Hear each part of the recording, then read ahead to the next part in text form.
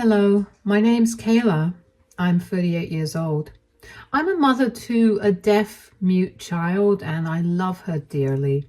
However, my mother-in-law wasn't the biggest fan of Sierra's disability, to say the least. And she did the worst thing at my daughter's birthday a few months ago, and I want to share that incident with you. Let me first introduce you to my husband, James. James and I met in college. We were in our junior year when we met and we got along great. We decided to give dating a shot, and before we knew it, we were in love. We remained together for the next 7 years. I know usually people get married after dating for 3 to 4 years, but James and I were too focused on our careers to think about marriage. We wanted to be more than financially stable when we got married, so we could do all the things that marked a marriage, like buying a house and having kids. Anyway, it took us a long while to get that stability, and as soon as we were there, we got married. We closed in on a beautiful house, and after we settled in, we began trying for children. It took us quite a while, but eventually, I finally got pregnant. We were ecstatic, and even though I was on the scale for a risky pregnancy, James and I were hopeful that everything would be normal. I made sure to study up on what's best for a healthy baby and followed a very healthy lifestyle for 6 months of my pregnancy. It wasn't an easy pregnancy at all, though. I had a large number of issues crop up due to it, and I was at risk for diabetes as well. Every day was painful, but I powered through. But then one day my blood pressure spiked too high and I had to be induced into labor. If I hadn't been induced, my baby would have died, and James and I did not want that. However, things only went further sideways, so I was rushed into the operation room for an emergency C-section. I lost a lot of blood that day, almost died, but thankfully the doctors and nurses worked really hard to stabilize me. Since my daughter was born very prematurely, she had to be put in the NICU until she was healthy enough. Let me tell you, those were the hardest 3 months of my life.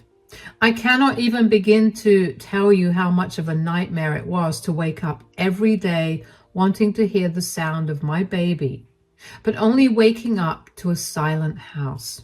Thankfully, my daughter made it, and she was a healthy baby. The doctor told me that my daughter Sierra was showing some abnormalities, and after a few tests, they determined that Sierra was going to be deaf and mute. Her ears and vocal muscles didn't have enough time to develop properly, but the doctor told me that they could still conduct tests every few months to see if she could get an implant to hear. Truthfully, I didn't care about that at the time. I was just overjoyed that my baby was healthy and alive. It took a while for James and I to recognize signs of distress and such in Sierra, but we did it. Caring for a deaf and mute baby was something I was not prepared for at all, but I loved my child so fiercely that I knew that I'd do whatever it took to raise her right. Anyway, James and I took 2 months to ourselves and didn't let our families meet Sierra. We wanted to spend as much time as we could just bonding with Sierra before we'd be swarmed by the rest of our families. When we finally let our families meet Sierra, the last person to meet her was my mother-in-law, Celine. James and I had a complicated relationship with Celine, to say the least. She always had to have her way with things, and if she didn't get it, she'd force her way to it. James is the youngest of 4 brothers, so he watched his mother raise all of them by herself. And he had a lot of respect for her. I did too. Which is why we brushed off a lot of her behavior. Anyway, she was the last to see Sierra because she had been out of state visiting some friends. When she came over, James let her into the house while I was feeding Sierra. I was upstairs, but I could hear their conversation perfectly. "Hi, Mom, come in. How you doing?" "I'm really happy. I finally get to see my grandchild." "I'm glad that you're happy. Sit in the living room. Kayla's feeding Sierra, and she'll bring her down in a minute." Why did you guys even make me wait so long to meet my granddaughter? We just wanted some time to bond with the family, especially since, Sierra was born prematurely. You should have at least let me see her at the hospital. We didn't want to risk anything. Kayla was a mess and she was in no mood to socialize or be around anybody else. The way you let that wife of yours behave will make her feel like she's the Queen of Sheba. Please don't be rude now. Kayla's been through enough. Yeah. Anything else I need to know before the Queen arrives? Also, since Sierra was born prematurely, her body didn't get time to develop fully. Oh no, is she okay? I feel like this is something you should have informed everybody about immediately. Mom, we were going through something really scary and informing people about things was the last thing on our minds. But no need to worry too much. Sierra is a healthy baby. She just didn't get to develop her ears properly, so she's deaf. And the muscles that would usually help her speak are also underdeveloped, so she won't be able to speak. So she's deaf and dumb? Yeah, but you shouldn't call her dumb. She's mute. And you found this out right now, while she's still a baby? Yeah. Come on. You don't seriously believe that. The doctors just said all of that to get money out of you. Mom, please keep your opinions to yourself. Like I said, Kayla's been through a lot and she doesn't want to hear your opinions. Be nice to her today and just be grateful that you get to see Sierra. Fine. But don't expect me to remain silent about this for too long. Hi, Celine. Look who's here. Oh, there's my granddaughter. She's so cute. I heard everything that Celine had said, and let me tell you, I was not happy about it. She sounded so entitled and weird about Sierra's disability. I couldn't help but feel like she was going to be difficult to deal with in the future, and I was right. Over the next 3 years, Celine was an absolute pain. She wouldn't stop giving me her insights and opinions about Sierra's disability. She never insisted I did anything, and if I got even a little defensive, she'd tell me not to overreact because she was just giving me her opinions.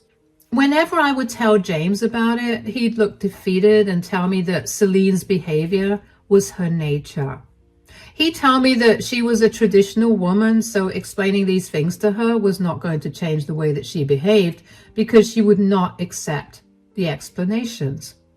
I get being a traditional person, but being traditional doesn't have to mean being ableist. Anyway, I would still bring Sierra around to spend time with Celine because not doing that would become a nightmare for James and me. One particular day, I was supposed to go over to Celine's place with Sierra after a doctor's visit. I ended up running a little late, and when I got there, Celine was standing at the front door looking irritated. Where were you guys? We're sorry we're late. We were at the doctor's. Doctor's? Is one of you sick? No, Sierra just had a checkup. Her doctor put her on some medication to see if she'd be able to strengthen her muscles that are used to talk. He was also checking on her ears to see if there was any way for her to get an implant. I thought I told you that this was all nonsense. Excuse me? Oh, so James didn't tell you. Look, Sierra is still a baby. There's no way a doctor is able to figure out that she's deaf and dumb just by looking at her. Give her body some time to develop, and then you'll see that you're worrying about nothing. Well, medicine has improved enough for doctors to be able to determine deafness in infancy itself. Sierra is very much deaf, and no amount of time is going to change that. Why are you so stuck up in your ways of thinking? How am I possibly being stuck up in my way of thinking? I'm trying to do what's best for my child. You clearly didn't do the best for her because you birthed her too early. Are you saying that my daughter's disability was my fault? I didn't say it, but since you're admitting it, I'm not admitting anything. I almost died giving birth to Sierra. Would you rather one of us not be alive? You think I don't feel bad that I robbed Sierra of a regular life? Don't twist my words. I don't care about what you feel. I just care about Sierra. You're wasting your money on useless doctors. That's money that you could be saving for her education.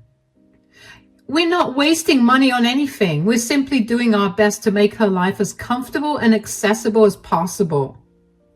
You're going to make her believe that she's deaf and dumb if you keep taking her to these doctors. And how do you know that the medicines they're giving you are not going to prolong her deafness and dumbness? You sound insane. Why in the world would her doctor do that? James and I are working hard to prepare Sierra for the world, and getting advice from doctors is one of the ways. You don't get to say anything about this or how we spend our money because you're not Sierra's parent. Denying Sierra's disability doesn't change the fact that Sierra is deaf and mute. Either drop it or I'm leaving with Sierra. Whatever. Are you at that time of the month? Is that why you aren't understanding what I'm saying? You know what? I'll leave. I expect those words out of some old-fashioned man, not my mother-in-law. Come back. Stop being so overly emotional. You can't keep my granddaughter away from me. I practically ran back to my car after that. I was seeing red. I couldn't believe that any of those words had left Celine's mouth. That was the first time Celine told me that I was a crappy parent, not as an opinion, but as a fact that she believed. Her blaming me for Sierra's disability made my heart hurt like crazy. I felt that guilt every single day, and her telling me that with a smirk on her face made me want to yell at her with every fiber in my body. I tried to calm myself on the way back home. I knew that I needed to get James to talk to his mother whether he liked it or not. If he didn't do it, I'd take matters into my own hands and he'd have to deal with it. When I got back home, James was in the kitchen preparing dinner. I sat Sierra down in the living room in her playpen and went over to him. Hi, honey. I thought you were spending the day with my mom. Yeah, I was supposed to, but I simply couldn't. Why? Did something happen? Yeah. Your mother kept insisting that Sierra was not deaf and unable to speak. Oh, no. She told me that by visiting so many doctors, we'd actually confirmed Sierra's disability. And there was something else. Also, oh yeah, she told me that we were wasting our money on doctors who were giving us medicines that were making our daughter deaf and dumb. What did you say to her? I told her that she had no right to tell us what we did with our money, and that just because she denied Sierra's disability didn't mean it didn't exist. That's good. Is that all you have to say? Your mother insulted us and our daughter, and all you have to say is, that's good? I don't know what you want me to say. You can't be serious. Do you want me to call my mother and tell her that she's wrong? You know my mother, and you know that that call will not go over well. I did what I had to do as a mother for our child. When are you going to grow a spine and tell her to back off with her opinions? Kayla, you know how my mother is. This again? Why are you always defending your ableist mother? She's constantly been giving her unnecessary input against Sierra's disability. Sure, Sierra can't understand what Celine is saying right now, but she will eventually. I know that. I feel like I'm stuck between a rock and a hard place. On one hand, I'm beyond hurt that my mother would say such things about our daughter. On the other, she's my mother. I cannot be rude to her. How are you letting her get away with being rude to me and Sierra? Did you know that she blames me for Sierra's disability? What? Did she tell you that? Not directly, but she implied it. You need to stop siding with your mom. I do not want Sierra growing up around her. Look, my mom is just very old-fashioned. I told you that she and my dad had a very toxic and traditional marriage. Bearing and raising children is all she ever did. So I guess she's overprotective of Sierra for that reason. Being overprotective and ableist are two entirely different things. I know.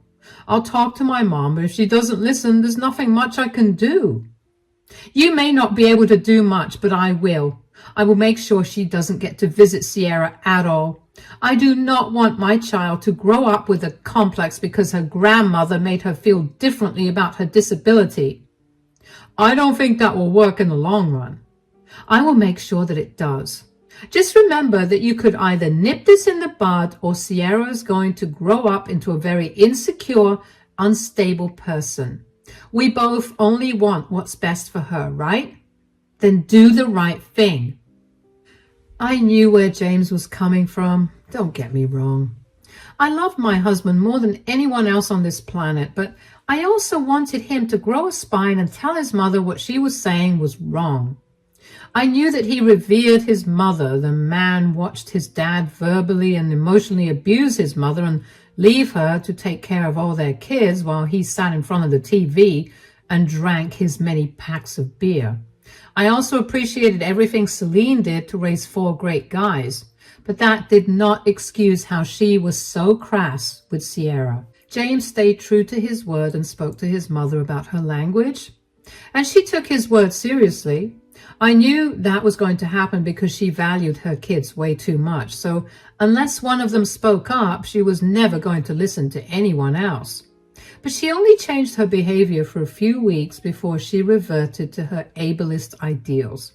She kept telling me that Sierra was not deaf or mute, and she would pressure Sierra to talk every time we left alone with Sierra for just a minute.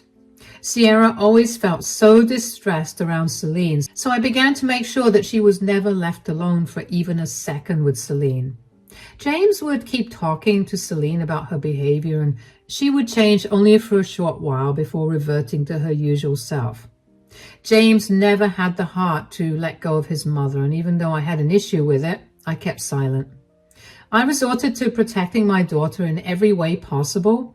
This went on for years, and then when Sierra turned 10 years old, we decided to throw a big party for her. We invited family and all of Sierra's friends from school, and we held it in the late afternoon. Since the family was involved, we had to invite Celine. Thankfully, Celine was very well behaved during the party. She had James communicate with Sierra using sign language for a while, and from what I could see, Sierra seemed happy. After the party ended and everyone left, James went out to get our last present for Sierra. During that time, Sierra and I sat down to open all the presents she got. She got a lot of lovely presents, and she looked like she was over the moon until we opened Celine's present. It was the most garish set of earphones I've ever seen, with an attached mic piece along with the book titled How to Improve Your Hearing for Dummies. Sierra immediately began crying, and I was beyond mad. I tried my best to calm Sierra down, but she could not stop crying. She threw away all her presents and ran to her room. She shut her eyes so that she wouldn't be able to see me sign, and kept crying. I called James as I was trying to calm her down because I could not manage my anger either. Hi, honey, is everything okay? No, you need to do something about your mother. I've kept silent for too long, but this is it. You need to do something. What are you talking about? What did she do? Do you know what she gifted Sierra? She gave her a pair of headphones and a book titled How to Improve Your Hearing for Dummies. What? Sierra won't stop crying, and she feels really bad. You know how long it took for her to come to terms with her being different from everyone else. This is beyond disgusting on your mother's part. I agree. I can't believe she would do such a thing. Really? Because she's constantly been tormenting Sierra, and every time I tried to stand up for her, you'd come in and tell me that your mother was too stuck in her ways to realize what she was doing wrong. I know. I'm so sorry for that. I should have nipped her behavior in the bud. I can't even get Sierra to calm down, James. It's like no matter what I try to say, it's not getting through to her. She's just sitting in her room with her eyes shut, crying. I'm so sorry. You know what? I'll be home soon. I'll call Mom. with you sitting next to me, and I'll give her a piece of my mind. Yeah, but before that, we need to calm Sierra down. I knew my mom was a little mean, but this goes beyond anything I could have ever imagined coming from her. Honestly, I didn't expect this from her too. I should have known there was something wrong with the way she was so well behaved during the party. I promise I'll make this right for Sierra and for us. What are you even going to say to your mom? You know she will only listen to you for a few weeks at best.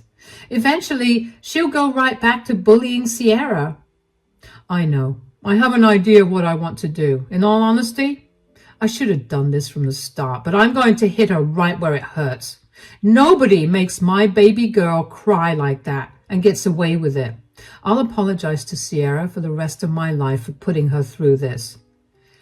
Okay, I'll do my best to calm her down. How long will you take to get back? I'm already sitting in the car, so I should be home in 10. All right, I'll see you soon. Drive safe. Yeah, I'll be there soon. Bye. I never mentioned it before, but Sierra did end up growing up with a complex about her disability. No matter how much I tried to shield her, Celine still managed to have an impact on her. Not a lot, but enough to frustrate her further. Sierra struggled to cope with her classes and simply couldn't understand why she was not like everybody else. When she was 5 years old, she'd have meltdowns every so often about it, and it would break my heart to see her that way. It took James and me a lot of time and love to get her to understand her disability and to make her feel comfortable with herself. What Celine did with her gift was bring all that hard work crumbling down. James came back home in less than 10 minutes, and he practically flew through the door. Sierra had calmed down significantly, but she was still crying and hiccuping. James gently nudged her to sit up and got her to open her eyes. He too was crying, and he kept apologizing to her. Seeing her dad crying alarmed Sierra enough to get her to stop crying and tell her dad that she forgave him. The three of us then spoke about Celine's gift and how what her grandmother thinks of her disability was not a reflection of it at all. We shared a hug, and even though Sierra was still feeling down, I knew that she would be fine with some time. And then James showed her the gift he'd gone to the store to buy, the doll that she had been wanting for a long while. That cheered her up significantly, and I was glad about that. We had dinner together, and after we tucked her up in bed, James called Celine. I sat next to him and listened to the call. Hello? Hi, Mom. Are you home right now? Of course. Why? Okay, I needed to talk to you about something. Yeah? What is it? So we just opened all of Sierra's presents. Did she like my present? Are you kidding? What? I thought it would be nice. She'll finally be able to take some proper advice instead of you and Kayla constantly coddling her. You guys keep reinforcing her being deaf and dumb. That's why she can't make any improvements. I have explained to you countless times that Sierra can't hear because she didn't have time to develop in her mother's womb. Her body quite literally doesn't have the faculties to perceive sounds or help her speak. That's a load of hogwash, and you know it. You just need to add a few drops of the essential oils I recommended. What is wrong with you? You've kept denying Sierra's disability, and you've done way too much to alienate and hurt her. Do you not feel bad at all? You guys coddle her way too much. She's now gotten used to people treating her differently because you keep telling her she's different. I was just trying to set her on the right path. So you think giving her a pair of headphones and a book on how to hear properly was the right path? Obviously. Since her parents won't educate her, I took it upon myself to teach her. You know what? Since you wanted to take something upon yourself, why don't you take it upon yourself and never talk to me again? Why are you being so sensitive to this? This is all Kayla's doing. I told you that girl was no good for you. This has nothing to do with Kayla. Do you know how hurt Sierra was that you gave her that gift? She cried for so long and refused to talk to us at all for an even longer time. So, Kids are strong. She'll get over it. You guys made her too sensitive, and now she can't take the fact that she's not as special as you guys have made her out to be. What is wrong with you? Why are you so heartless? You know, I ignored everything you've said and done to Kayla and Sierra for so long because I thought you were just too traditional and set in your ways. That was a huge mistake because clearly you're just a monster. James, that is no way for you to speak to your mother. And giving crappy gifts to my daughter is no way to behave as a grandmother. I don't want anything to do with you anymore. Don't ever come back. I want you out of mine and my family's lives. If you ever try to come close to us, I will call the police on you. Are you serious? You can't seriously be overreacting over one gift that was supposed to be for your benefit. Do you really want to be stuck with a child that would remain with you forever because she believes she's disabled? Why wouldn't I want my child to remain with me? I love her with all my heart. And unlike you, I could never dream of kicking my child out as soon as they're adults. The very fact that you refuse to accept Sierra's disability even now is enough to tell me that you will always prioritize your values over your family.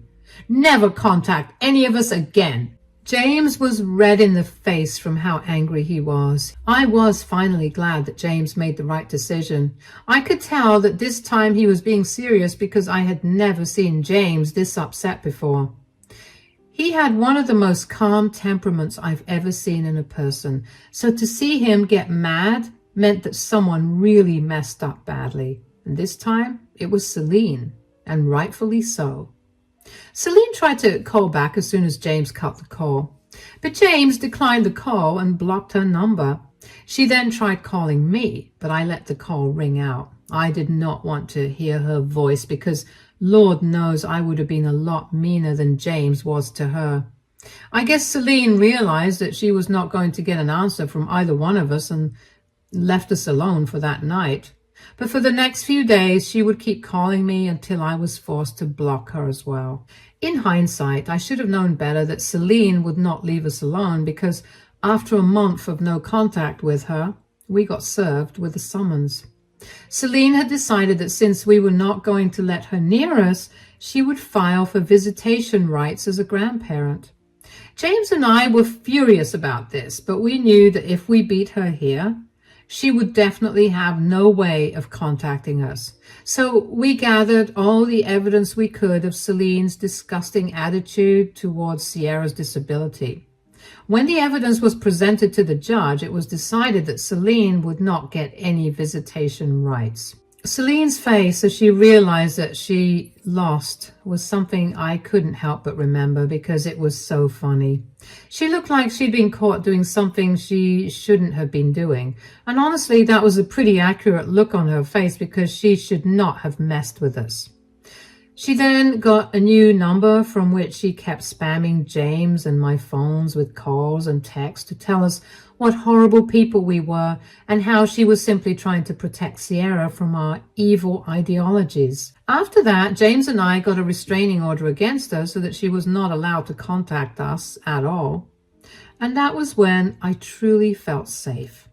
As for Sierra, she's doing a lot better now. It took us a while to bring her back to her original self, but after a while of watching some very heartwarming videos of other families with deaf children and educational videos on what it is like to be deaf and mute, Sierra bounced right back to her old self.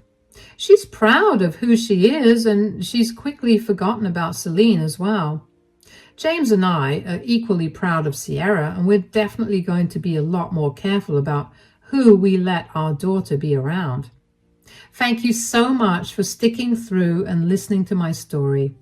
Remember to be kind to everyone, regardless of what they look like.